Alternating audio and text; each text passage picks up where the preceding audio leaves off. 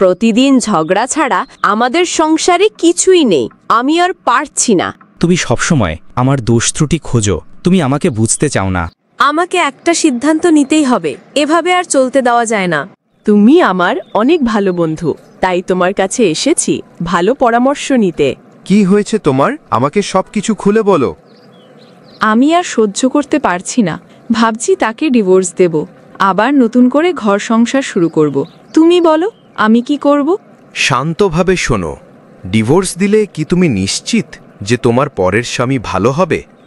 এমনও তো হতে পারে সে আগের স্বামীর চেয়েও খারাপ। সংসার মানে শুধু সুখ শান্তি নয়, ঝগড়া, কষ্ট, ত্যাগ সব মিলিয়ে সংসার। তুমি যদি সত্যিই সুখী হতে চাও তাহলে স্বামীকে বুঝাও, ভালোবাসা দাও, জেদ কমাও, দেখবে সব কিছু ঠিক হয়ে গেছে। দেখো, আমাদের মধ্যে ভুল বোঝাবুঝি আছে অনেক, কিন্তু আমি চাই না আমাদের সংসার ভেঙে যাক। চলো আমরা সব মান অভিমান ভুলে নতুন করে সংসার শুরু করি। আমিও চাই না আমাদের সংসার ভেঙে যাক। এবার থেকে আমরা একে অপরকে বুঝে চলব। সংসার হবে মধুর।